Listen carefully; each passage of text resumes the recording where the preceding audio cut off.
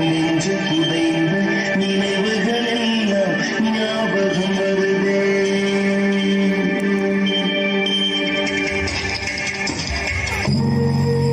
நான் பகத் கோஸ் பாரதி, முகுந்த் பாரதராஜன் என்னோட அப்பா. எல்லா அப்பாவுக்கும் தன் பையன் படிச்சு நல்ல வேலைக்கு போய் வீட்டை காப்பாற்றணுன்ற எண்ணம் இருக்கும். ஆனா ஒரு சில அப்பாவுக்கு மட்டும்தான் தன் பையன் ஆட்டை காப்பாற்றணுன்ற எண்ணம் இருக்கும். என் அப்பா அப்படிதான். ஏன்னா அவர் ஒரு ராணுவ வீரர். ஆகஸ்ட் 15 என் வாழ்க்கையில மறக்க முடியாத நாள். என்னோட அப்பாவோட ஆசை நிறைவேற காரணமா இருந்த நாள். அப்படி என்னதான் உங்க அப்பாவோட ஆசைன்னு கேக்குறீங்களா? சொல்றேன், கேளுங்க.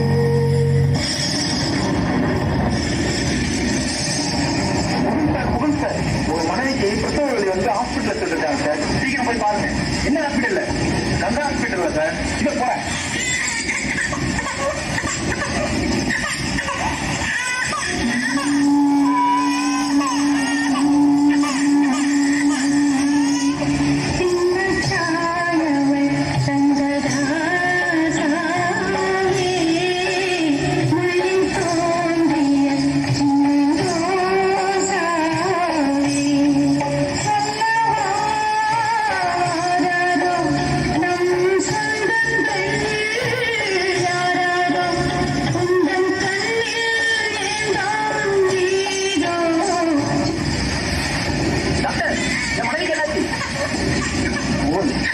உங்களுக்கு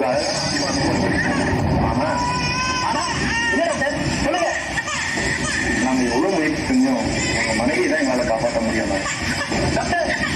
என்ன சொல்றீங்க?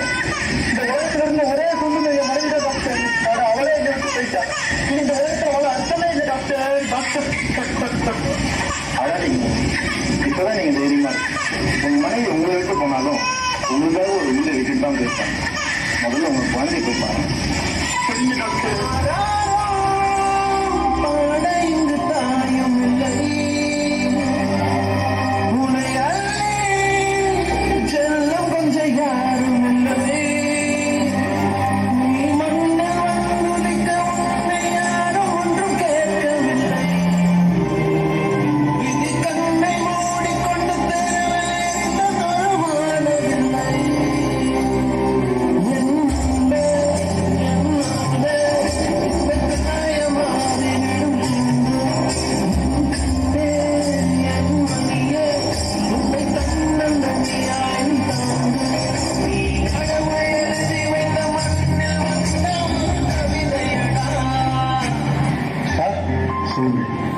சார், ராணுவத்தில் உங்க காலை இழந்தீங்க. இப்போ உங்க மனைவியும் இழந்துட்டீங்க. இனிமே இந்த குழந்தைய உங்களால வளர்க்க முடியுமா இல்லையான்னு எனக்கு தெரியல. ஆனா எங்களுக்கும் குழந்தை இல்லை. அதனால இந்த குழந்தைய நாங்க வளர்க்குறோமே. சார், காலை இழந்தேன், மனைவி இழந்தேன். இருக்கிற ஒரே ஒரு சொந்தம் இந்த குழந்தைய இருக்கு. நான் விரும்பல சார். இந்த குழந்தைய நான் நல்லா வளர்ப்பேன் சார். நீங்க நல்லா வளர்ப்பீங்கன்னு எனக்கு தெரியும். ஆனா ஒரு அம்மா வளர்க்குற மாதிரி அன்பு பாசலாம் காட்டி வளர்க்க முடியுமான்றது எனக்கு தெரியல சார். சார், எப்படி வளர்க்குறேன்னு பாருங்க. இது தந்தையின் தாலாட்டு, பூமியில் புதிதானது இவள் மழலையின் மொழி கேட்டு. தாயாக தந்தை மாறும் ஒரு காவியம். இவன் மறைந்த கிருக்கலில் இவளும் உயிரோடி உயிரன்று சேர்ந்து இங்கு ஓர் உயிராகுதே. கருவறையில்லை என்ற போதும் சுந்தரத்தோடுதே. வெளியோரம் வீரம் வந்து குரல் கேட்குதே. ஆயிரம் ஆராயிரம் இது தந்தையின் தாலாட்டு. 5 வருடங்களுக்கு பிறகு. அப்பா சொல்லு தங்கம். புஸ்தாத்தோடைய அம்மா நிலாலாம் காட்டி சோறு விட்டுறாங்கப்பா. நீங்களும் அது மாதிரி விட்டீங்களா? கண்ணு, நிலாவை காட்டி சோறு விட்டணும், அவ்வளவுதானே. இதோ வரேன். உனக்கு என்ன வேணும் சொல்லு, உலகத்தை காட்ட சொல்லு. புது இடம் மேகம் தேடி சொல்லு பொறுப்பதை நீங்க சொல்லு புதுங்கள் பூவாரும் பார்ப்போமே ஒரு வேலை கொலுசு போல இந்த பூமி சினுக்கு கீழே அடியான பயணம் போல அந்த வானம் எனக்கு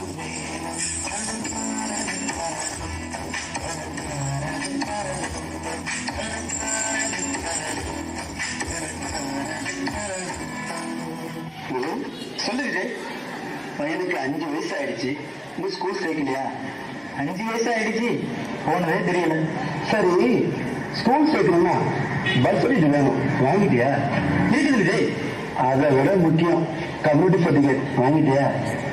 ஓ, கம்யூனிட்டி சர்டிஃபிகேட் வாங்கணும்ல, நாளைக்கு தாலுகா ஆஃபீஸ் போறேன். வணக்கம் சார். வணக்கம், வாங்க முகுந்த் சார். சார், என்னோட பையனை ஸ்கூல்ல சேர்க்கணும், ஜாதி சான்றிதழ் தேவைப்படுது, அதான் உங்களை பார்க்க வந்திருக்கேன். அதுக்கு என்ன, வாங்கிக்கலாம் சார், முதல்ல உட்காருங்க. Thank you sir. சார், அந்த ஃபார்ம் எடுத்துட்டு வா. இந்தாங்கய்யா. சார், நான் கேட்குற டீட்டெயிலாம் சொல்லுங்க. சொல்றேன் சார். பையனோட பேர் என்ன? எம் பகத் போஸ் பாரதி. சார், இதுல கூட உங்க நாட்டை பற்றி தெரியுது sir. Thank you sir. Date of birth சொல்லுங்க. 15/8/2010 sir. Nationality Indian, community Indian sir. Sir, இந்தியன்லாம் கம்யூனிட்டி கிடையாது சார், கம்யூனிட்டினா ஜாதி பேர் சார். இந்தியன் தான் சார். சார், இந்தியன்லாம் ஜாதி இல்லை சார். சார் சொல்லுப்பா. கலெக்டர் விசிட் வராது. அப்படியா சார்? வணக்கம் சார். வணக்கம்ப்பா முத்து, எப்படி இருக்க? சார், நல்லா இருக்கேன் சார். அடே முகுந்த் சார், எப்படி இருக்கீங்க? நல்லா இருக்கேன் சார். என்ன இந்த பக்கம்? சார், என்னோட பையனை ஸ்கூல்ல சேர்க்கறது தொடர்பா ஜாதி சான்றிதழ் வாங்க வந்திருக்கேன். அவ்வளவுதானே? என்ன முத்து சார், அவர் என்ன கேட்கிறாரு தெரியுங்களா? கம்யூனிட்டின்ற இடத்துல இந்தியன்னு போட்டு தர சொல்றாரு சார். கம்யூனிட்டின்ற இடத்துல இந்தியன் தான். முகுந்த் சார், என்ன சார் இது? சார், இந்தியன் வெள்ளையன் கிட்ட அடிமையா இருக்கும் போது அன்னைக்கு காந்தி பின்னாடி 1000 பேர் போனாங்க. காந்தி இன்ன ஜாதியும் பார்த்துட்டா போனாங்க. சுபாஷ் சந்திர போஸ் பின்னாடி 1000 பேர் போனாங்க. சுபாஷ் சந்திர போஸ் இன்ன ஜாதியும் பார்த்துட்டா போனாங்க. பகத்சிங் பின்னாடி 1000 பேர் போனாங்க. பகத்சிங் இன்ன ஜாதியும் பார்த்துட்டா போனாங்க. அன்னைக்கெல்லாம் தேவைப்படாத ஜாதி இன்னைக்கு என் பையனை ஸ்கூல்ல சேர்க்கணும், இதுக்கு மட்டும் தேவைப்படுதா?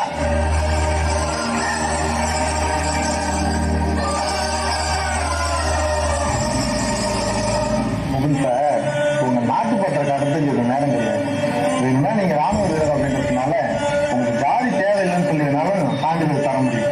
ஆனா இந்தியன்னு சொல்லிதான் எந்த சான்றிதழும் தர முடியாது. முத்து, ஜாதி தேவையில்லைன்னா உங்களுக்கு சான்றிதழ் கொடுத்து அவர் அனுப்பி. சரிங்க சார். நன்றி சார்.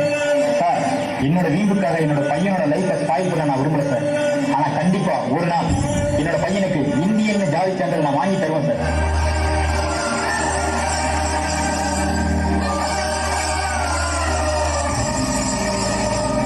வருடங்களுக்கு பிறகு. அப்பா, எல்லாமே நீ கிண்டல் பண்றாங்கப்பா. நீ பிறந்ததும் உங்க அம்மா இறந்துட்டாங்க. மிலிட்டரியில உங்க அப்பாவுக்கு கால் போயிடுச்சு. நீ ஒரு ராசி இல்லாதன்னு சொல்றாங்கப்பா. நான் அப்படியாப்பா? அப்படிலாம் ஒன்றும் இல்லை போஸ். இந்த உலகம் எப்பவுமே அப்படித்தான் பேசும். அதை நினைச்சு கவலைப்படாத. நீ சாதிச்சுட்டு பேசு, இதே உலகம் தான் உன்னை புகழ்ந்து பேசும். அப்படி ஒரு மகனா நீ மாறுவ, அதுல எனக்கு நம்பிக்கை இருக்கு போஸ். பசியில் மழை அடிக்கும், ஆறு குடம் ஊத்தெடுக்கும் அன்பு மகனே.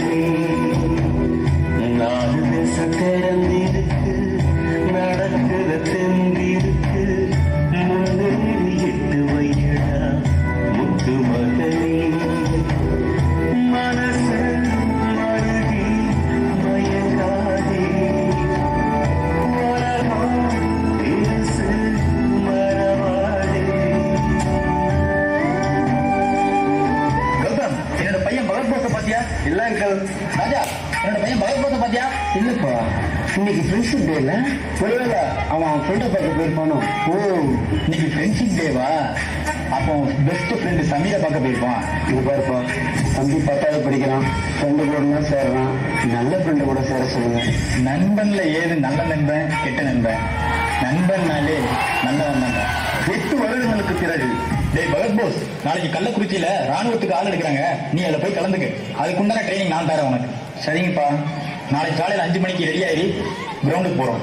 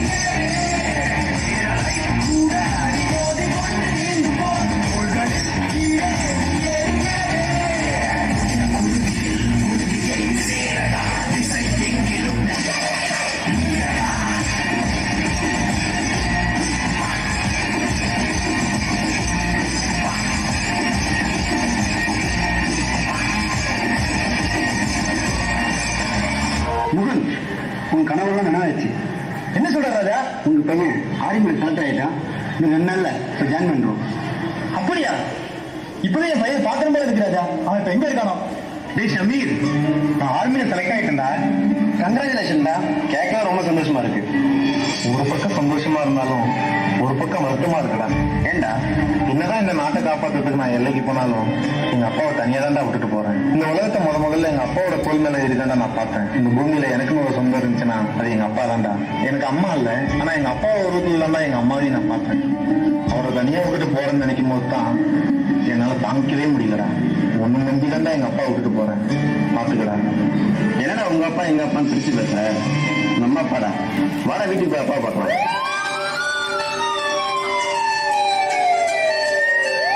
ஹலோ, பகத் பாஸா? ஆமா, நீங்க? நான் ராஜா அங்கிள் பேசுறேன். சொல்லுங்க அங்கிள். உங்க அப்பாவுக்கு நெஞ்சு வலி வந்து குமார் ஹாஸ்பிட்டல் அட்மிட் பண்ணிக்கிறாங்க. என்ன அங்கிள் சொல்றீங்க? நீ முதல்ல கிளம்பி வா. இதோ வரேன் அங்கிள். போஸ், என்னடாச்சு? அப்பாவுக்கு நெஞ்சு வலியாண்டா, ஹாஸ்பிட்டல் சேர்த்துருக்காங்களாண்டா. அப்படியா? வர உடனே போய் பார்க்கலாம். அப்பா, அப்பா, போஸ் வந்திருக்கேன்ப்பா, பாருங்கப்பா. போஸ் வந்துட்டியா? நீ ராணுவத்துல சேர்ந்து கேள்விப்பட்டேன். ரொம்ப சந்தோஷமா இருக்கு போஸ். ஆனா அதை என்னால பார்க்க முடியலையே. அப்படிலாம் சொல்லாதீங்கப்பா, உங்களுக்கு ஒன்றும் ஆகாதுப்பா. போஸ், ஒரு தாயோட பாசத்துக்காக நீங்க ராணுவத்துல சேர்ந்ததுனால இந்த தேசத்துல இருக்கிற ஒவ்வொரு தாயோட நேசத்தையும் நீ பெறுவ போஸ். அப்பா, அம்மா வளர்த்துருந்தா கூட என்ன இவ்வளவு பாசமா வளர்த்து இருந்திருப்பாங்களான்னு எனக்கு தெரியாதுப்பா. ஆனா எனக்காக உங்க வாழ்க்கையை தியாகம் செஞ்சு என் மேல அவ்வளவு பாசம் காட்டி அவ்வளவு அன்பை காட்டி என்ன நீங்க வளர்த்தீங்கப்பா. இந்த பூமியில எனக்கு இருக்க ஒரே சொன்ன நீங்க தாங்கப்பா. என்னை விட்டு போயிடாதீங்கப்பா. அப்பா, கண்டிப்பா நான் கிடைக்க மாட்டேன். அதெல்லாம் சொல்லாதீங்கப்பா. சமீர், அவனுக்குன்னு இருந்த ஒரே சொந்தம் நான் மட்டும்தான். இப்ப நானும் அவனை விட்டு போறேன். நீங்க அவனுக்குன்னு இருக்கிற ஒரே சொந்தம் நீதான் தான். நீதான் அவனை கடைசி வரை பார்த்துக்கிறேன். என்னோட கடைசி ஆசை ஒண்ணு இருக்குல்ல, சொல்லுங்கப்பா. உனக்கு இந்தியன் அப்படின்னு ஒரு ஜாதி சான்றிதழ் என்னால வாங்க முடியல. கண்டிப்பா நீ அதை ஒரு நாள் வாங்க விடும். கண்டிப்பாப்பா. ஆனா அது வாங்க, அதை பார்க்கறதுக்கு நீங்க இருப்பீங்கப்பா. உங்களுக்கு ஒன்றும் ஆகாதுப்பா. நான் போறேன். அப்பா, அப்பா.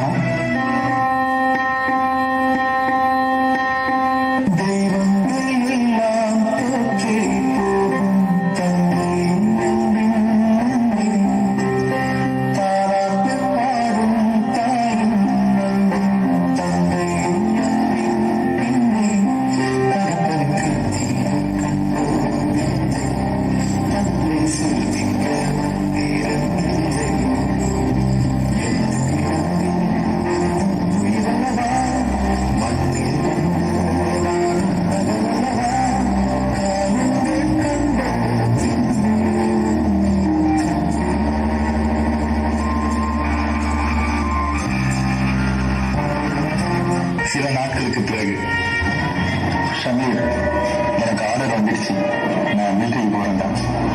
டேய், போறேன்னு சொல்ல வரேன், போயிட்டு வரேன்னு சொல்றேன். போயிட்டு வரேன் ஷமீர்.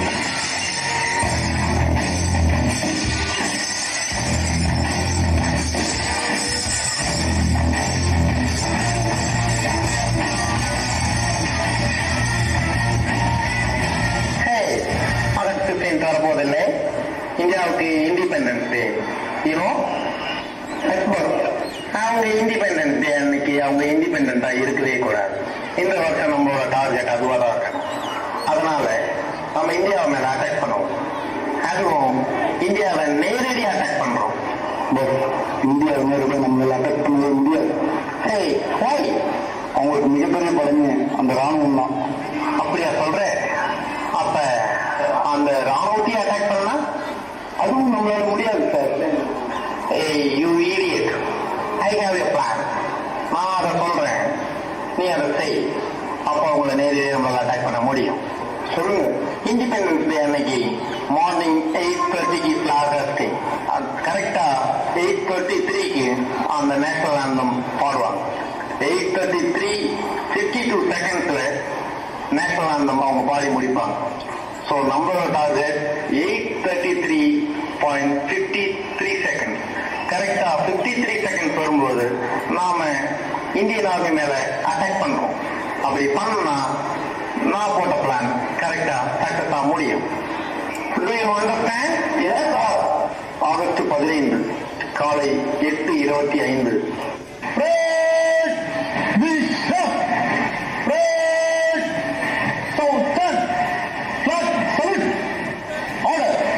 National anthem.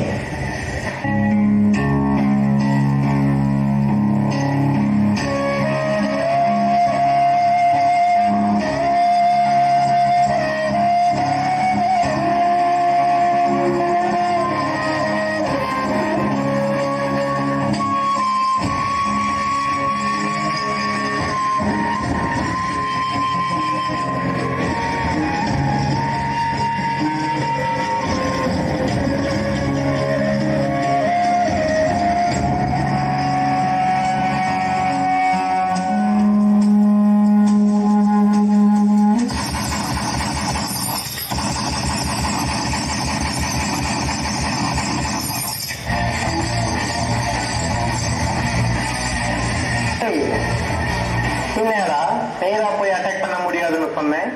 இப்ப பாத்தியா? இவ்வளவுதானா இந்தியன் ஆர்மி? ஓ,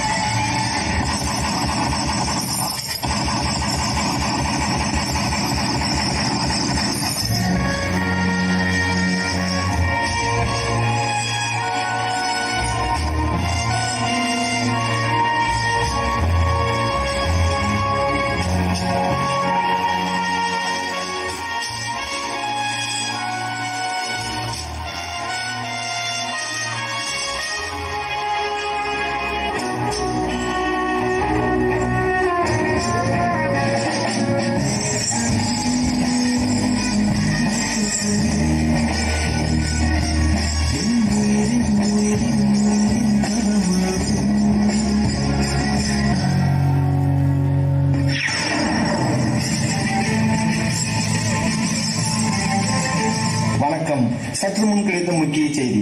கடந்த ஆகஸ்ட் 15 சுதந்திர தினத்தில் தீவிரவாதிகளுக்கும் ராணுவத்திற்கும் இடையிலான துப்பாக்கிச் சூட்டின் பொழுது ராணுவ வீரர்கள் சிலர் பலியான போதிலும் தங்கள் உயிரை துச்சமென எண்ணி தீவிரவாதிகளை அழித்து நாட்டின் தேசிய கொடியின் மரியாதையை காத்த ராணுவ வீரர் பகத்போஸ் பாரதி மற்றும் அவருடன் போராடிய நால்வருக்கும் குடியரசுத் தலைவர் விருதுகள் வழங்கி கௌரவித்தார். அது மட்டுமல்லாமல் அந்த மேடையிலேயே பகத்போஸ் கேட்டுக்கொண்டதற்கிணங்க அவருக்கு கம்யூனிட்டி மற்றும் சர்க்காஸ் என்ற இடத்தில் இந்தியன் என்று எழுதி ஜாதி சான்றிதழ் வழங்கி அவரது தந்தையின் ஆசையும் நிறைவேற்றப்பட்டது. மேலும் இச்சட்டம் கட்டாய சட்டம் அல்ல என்று பிரதமரால் அறிவிக்கப்பட்டது. இதையடுத்து அனைத்து மாநிலங்களிலும் தாலுகா அலுவலகத்தில் இந்தியன் என்று ஜாதி சான்றிதழ் பெற மக்கள் கூட்டம் அலைமோதியது. இச்சட்டம் உருவாக காரணமாக இருந்த பகத்போஸ் பாரதிக்கு மக்கள் தங்கள் பாராட்டுக்களை தெரிவித்துக் கொண்டனர். சில வருடங்களுக்கு பிறகு, அங்கிள், நீங்க தான் பகத்போஸ் பாரதியா? ஆமாப்பா. எங்க அப்பா எனக்கும் உங்க பேர் தான் வச்சிருக்காரு. அப்படியாப்பா? ரொம்ப சந்தோஷம்ப்பா. அங்கிள், நானும் உங்களை மாதிரியே இந்தியன்னு ஜாதி சான்றிதழ் வச்சிருக்கேன்.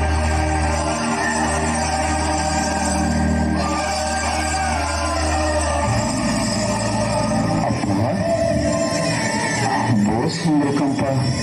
உங்க ஆசையை நான் நிறைவேற்றிட்டேன்ப்பா. இந்தியன்னு ஜாதி சான்றிதழ் வாங்கிட்டேன்ப்பா. நீ கண்டிப்பா கண்டிப்பா என் ஆசையை நிறைவேற்றிடுவேன்னு தெரியும். இதே போலவே நம்ம நாட்டுல இருக்கிற ஒவ்வொரு மகனும் மகளும் தாம் பெத்தவங்களோட ஆசையை நிறைவேற்றிட்டா இந்த நாடு எங்கேயோ போயிடும். அம்மாவோட பாசத்தை அறிஞ்சுக்க சில மாசம், அண்ணன் தம்பி பாசத்தை தெரிஞ்சுக்க சில வருஷம். அவரவர் பாசத்தை அப்பப்போ புரிஞ்சுப்ப, அப்பனோட பாசத்தை அப்பனாகி தெரிஞ்சுப்ப. வேர்வைய தாய்ப்பாலா கொடுப்பவன் அப்பனடா, கோபத்துல பாசத்தை காட்டுறவன் அப்பனடா. இப்ப சொன்ன எல்லாமே வார்த்தை இல்ல தெரிஞ்சுக்க, அப்ப வாழ்க்கை இன்னும் புரிஞ்சுக்க.